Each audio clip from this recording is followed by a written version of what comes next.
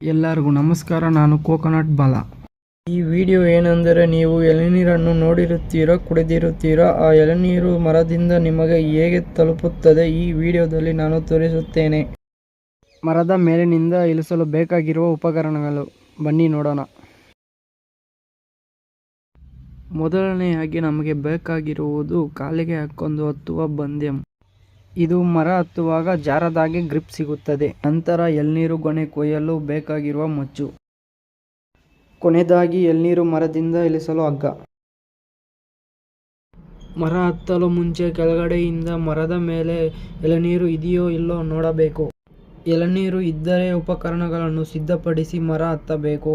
ಈಗ ಬನ್ನಿ ನಾವು ಮರವನ್ನು ಹತ್ತೋಣ.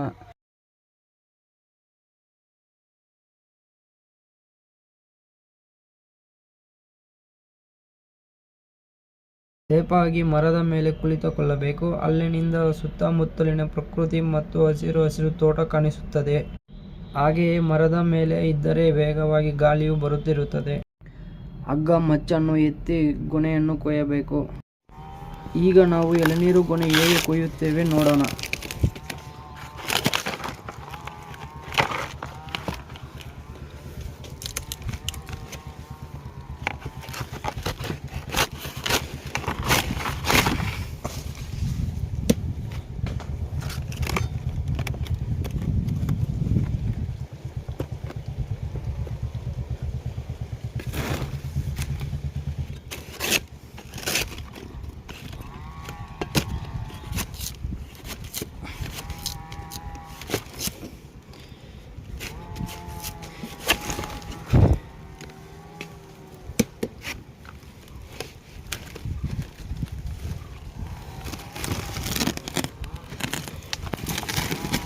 ಎಳನೀರು ಗೊನೆಯನ್ನು ಸ್ಲೋ ಆಗಿ ಕೆಳಗಡೆ ಬಿಡಬೇಕು.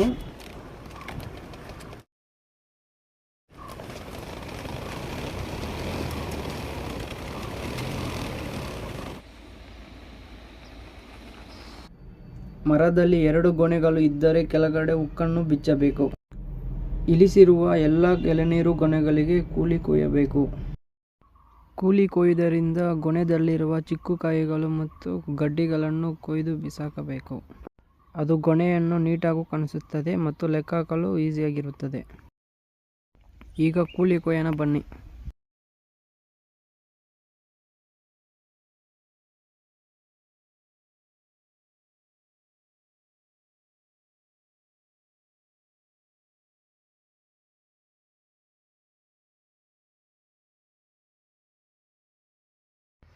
ನಂತರ ಎಳ್ನೀರು ಗೊನೆಗಳನ್ನು ಆಟೋದಲ್ಲಿ ಹತ್ತಾಕಿ ಅಂಗಡಿಗಳಿಗೆ ಕಳಿಸುತ್ತೇವೆ.